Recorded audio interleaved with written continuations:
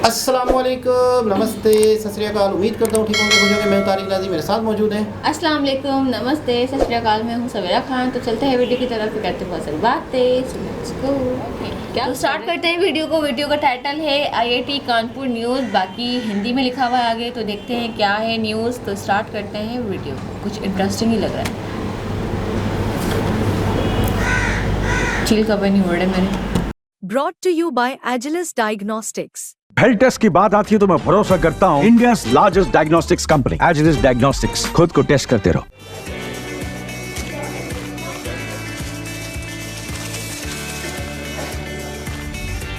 IIT Kanpur के छात्रों ने एक ऐसा रोबोट डॉग तैयार किया है जो कि खतरनाक जगहों पर आसानी से पहुंच सकता है। इस रोबोट को M2 नाम दिया गया है और ये दिखने में कुत्ते जैसा है। साथ ही इसके मूवमेंट भी कुत्ते की तरह ही होते हैं। ये रोबोट 360 डिग्री घूम सकता है और 5 किलो वजन लेकर कहीं भी जा सकता है।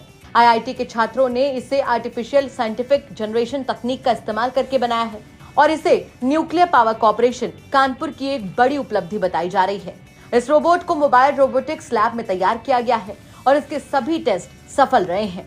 दावों की माने तो इसे बनाने में 10 लाख रुपए की लागत आई है। इस रोबोट में कई तरीके के सेंसर और कैमरे लगे हुए हैं जो इसकी परफॉर्मेंस और वर्किंग कैपेसिटी को और भी बढ़ाते हैं। इस रोबोट डॉग का इस्तेमाल सुरक्षा क्षेत्र में भी किया जा सकता है। ये खास तौर पर सीमा की निगरानी के लिए बेहद सेफ साबित हो सकता है। ये टफ टेरेन में भी आसानी से जा सकता है जहाँ सिपाहियों का पहुंचना मुश्किल होता है। ये 360 डिग्री घूमकर फोटो और वीडियो लेने की क्षमता रखता है और बिना किसी दिक्कत के दुश्मन की गतिविधियों का पता लगा सकता है।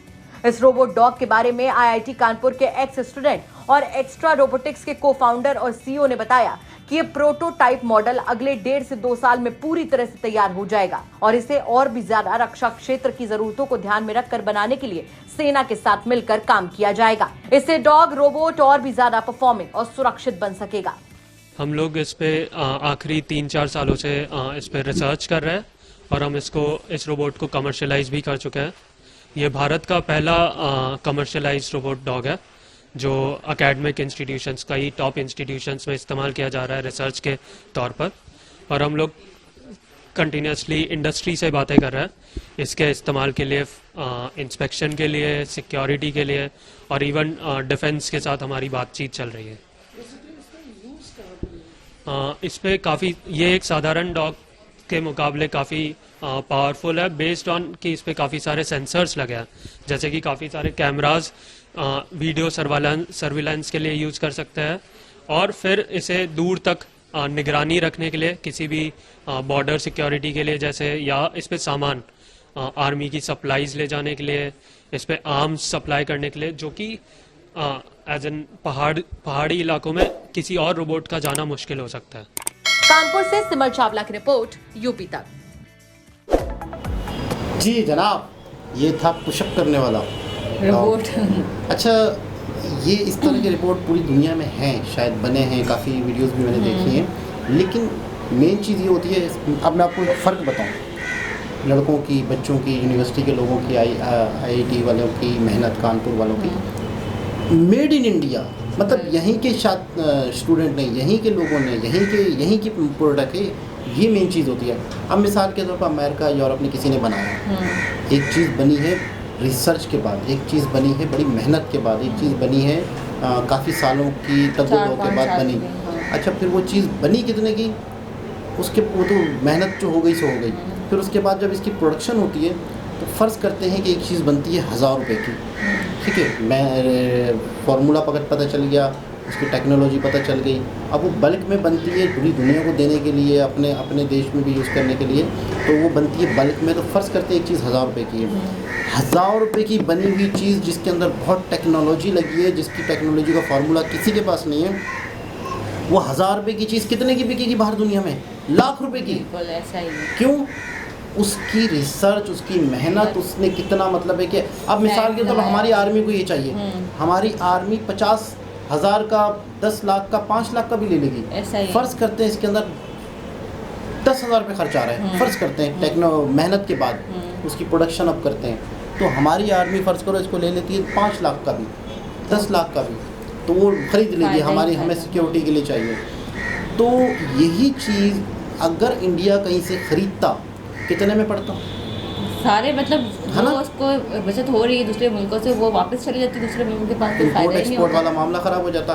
तो अपने ही कंट्री में अगर इन्वेस्टमेंट की जाए बच्चों पे, तालीम पे, और बाकायदा उनको इस तरह से फंडिंग दी जाए, किसी इनोवेशन के ऊपर खर्च कर रहे हो, तो आप अपने मुल्क को बहुत आगे ले जाते हो। और आपको पता है कि ये जो इनोवेशन के ऊपर इंडिया में मेरे ख्याल में शायद थोड़ा सा बढ़ा दिया गया है बजट, पाकिस्तान में तो है ही नहीं। बिल्कुल भी यानी नहीं। जो साइंटिस्ट काम कर रहे हैं, जो चीज़ें कर रहे हैं, उसमें हमारे यहाँ कुछ भी नहीं है। हमारा अपना नेविगेशन सिस्टम नहीं है। इंडिया का अपना नेविगेशन सिस्टम है मैप का। इंडिया अपना उसका अपना उसका नाम मेरे ख्याल में क्या है, नेविगेट इस तरह से कोई नाम है, इंडिया का अपना है।